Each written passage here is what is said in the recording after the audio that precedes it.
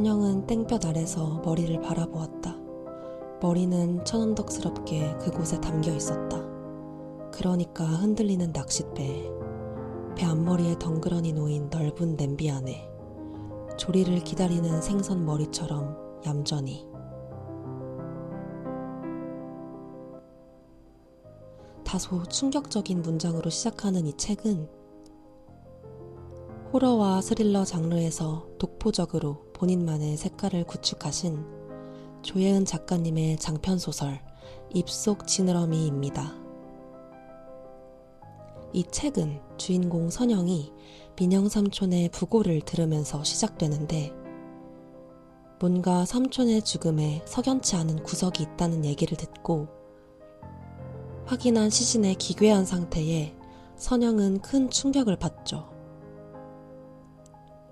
자살이라고 결론난 삼촌의 시신은 누가 발라먹기라도 한 듯 갈비뼈와 두개골, 이빨 몇 개가 전부였습니다.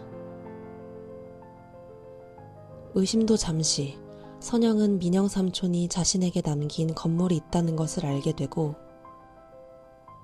건물 관리를 조건으로 한 증여 계약에 따라 동대문구 소재에 위치한 민영수족관에 들어가게 됩니다. 그리고 상상도 못했던 바다생물이 가득한 그곳에서 선영은 동화책에서나 보던 신비의 존재, 인어를 발견하게 되죠. 선영은 다 죽어가는 인어를 다른 생물들과 함께 치워버리려고 하지만, 그 순간 선영의 귓가에 감미로운 목소리가 들리게 되는데요. 민영 삼촌이 남긴 수첩에 있던 이름, 인어 피니가 되는 목소리였죠. 인어의 노래를 듣게 된 선영에게 과연 어떤 일이 생길까요?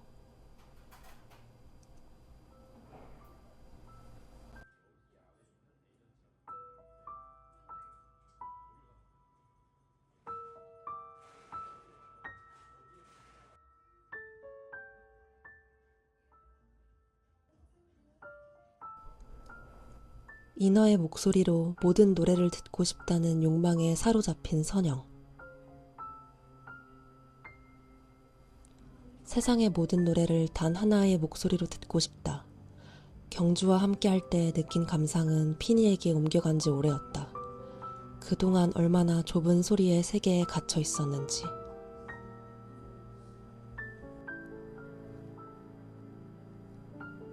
세상의 모든 노래를 단 한 사람의 목소리로 듣기를 바라는 마음.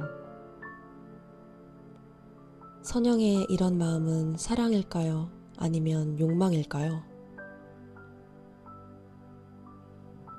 물고기면서 동시에 인간인 매혹적인 존재 인어와의 만남.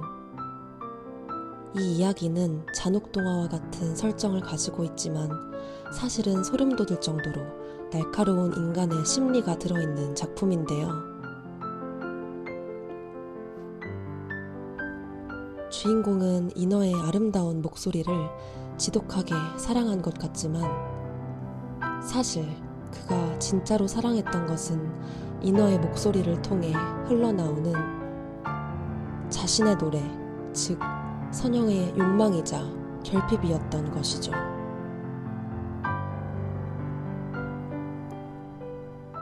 타인을 사랑하는 것처럼 보였던 그의 행동이 사실은 자신을 위하는 것이었다는 인간의 섬뜩한 이기성을 몽환적이고 매혹적인 인어의 분위기를 통해 이중적으로 표현한 따뜻하면서도 서늘한 작품이었습니다. 인간의 이타성이란 그마저도 이기적인 토대 위에 있다 라는 문장이 떠오르는 소설이었어요. 사람에게 정말 순도 100%의 사랑은 없는 걸까요?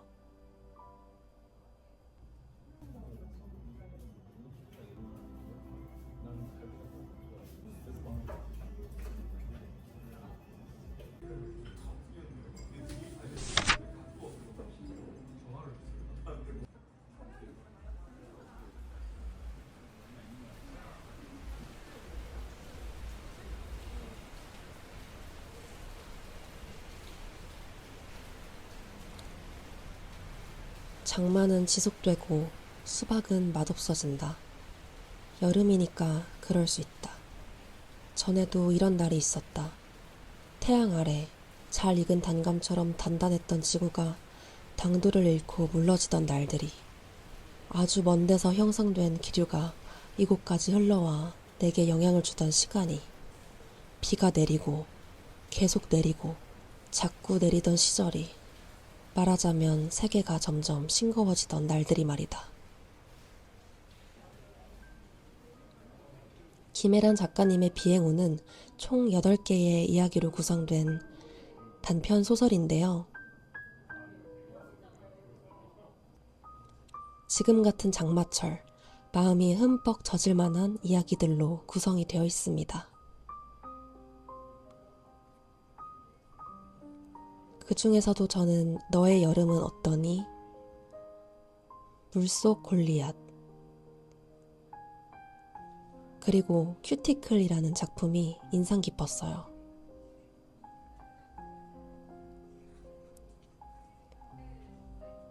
세 작품 모두 배경이 여름이라 요즘 같은 시기에 한층 더 공감하면서 읽을 수 있었습니다.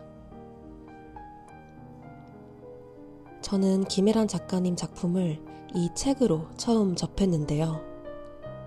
세심하면서도 인간의 본성을 꿰뚫어보는 작가님 특유의 시선이 장마철의 녹진한 분위기와 더불어 한층 깊이 있게 책을 읽게 만들었어요.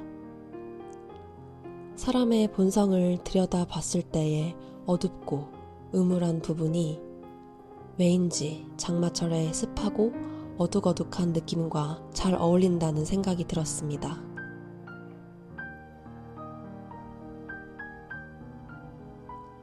그리고 또 좋았던 부분은 그런 사람들의 인간적인 면모를 다각적인 시선으로 표현함으로써 단순히 어둠으로 치부하지 않았다는 면인데요.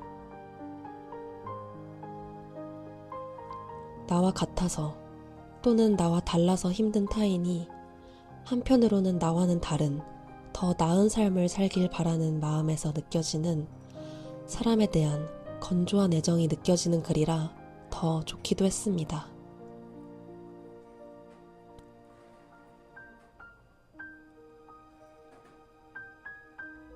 특히 단편 중에서도 물속 골리앗은 이 소설집 중에서도 단연 완성도가 높은 소설이라고 생각되는데요. 장마라는 계절적 상황으로 인해 벌어지는 특수한 재난 앞에서의 사람의 모습이 오늘날 어려운 현실을 살아가는 무력한 개인들의 삶의 모습과 비슷하다고 느껴졌어요.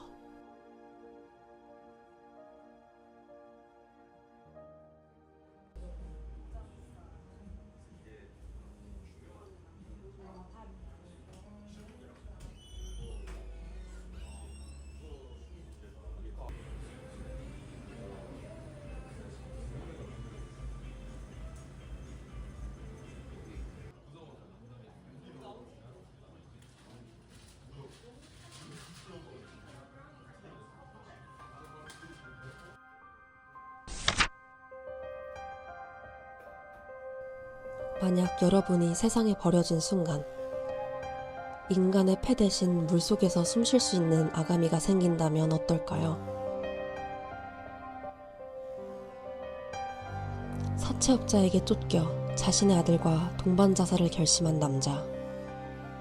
그는 아이와 한 조용한 마을 이내촌의 호숫가로 향합니다.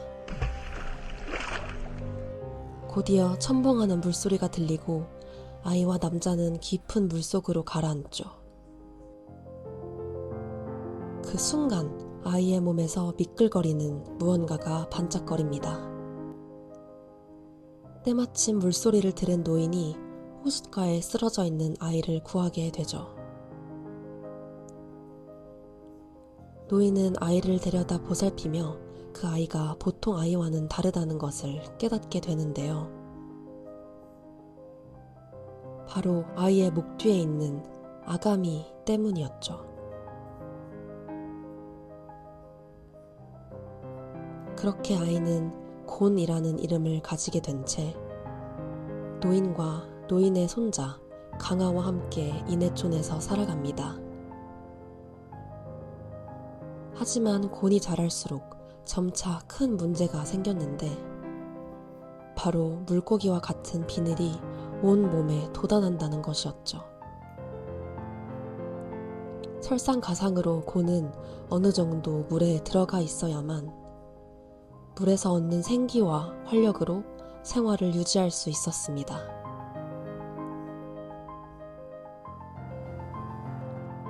다른 사람과는 다른 곤을 강아는 혐오스럽게 여기며 구박하지만 사실 곤의 남다른 모습을 흠모하고 있었는데요. 그러던 어느 날 강아를 버리고 떠난 엄마가 20여 년 만에 이내촌으로 돌아오게 되죠. 그리고 엄마의 귀환을 시작으로 모든 것이 무너져 내리게 됩니다. 과연 이들 사이에 생긴 균열로 세 사람은 어떤 결말을 맞이하게 될까요?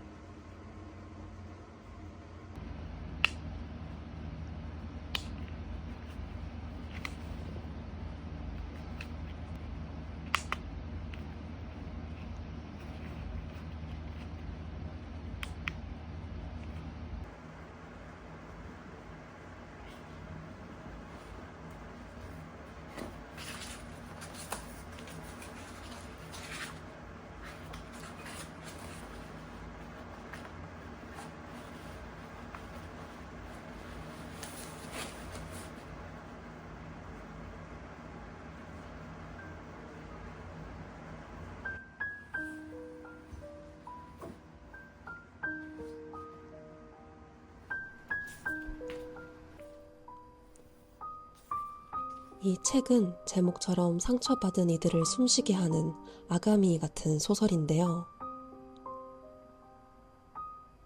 곤이와 강아 모두 부모로부터 버림을 받은 인물들이고 특히 강아는 과거에 대한 복수라도 하듯 상대를 끊임없이 핥히지만 사실 그 기저엔 상대가 살아내길 바라는 마음이 있었죠. 버림받고 자신의 존재를 세상이 인정해주지 않았지만 그럼에도 불구하고 타인만큼은 잘 살아내기를 바라는 마음. 그게 곧 사랑 아닐까요?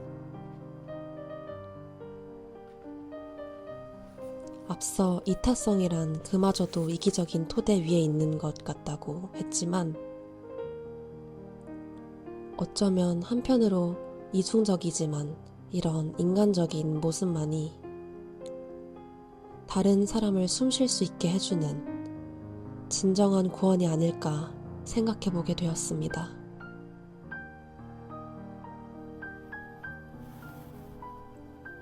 앞서 총 3권의 책을 읽고 소개해보았는데요. 저도 읽으면서 많이 먹먹해지고 가라앉는 느낌도 들었지만 한편으로 인간의 다양한 모습에 대해 생각해 볼 수 있었던 것 같아요. 마지막으로 제가 아가미에서 가장 좋아하는 문장 읽으면서 이 영상은 마무리해 보도록 할게요.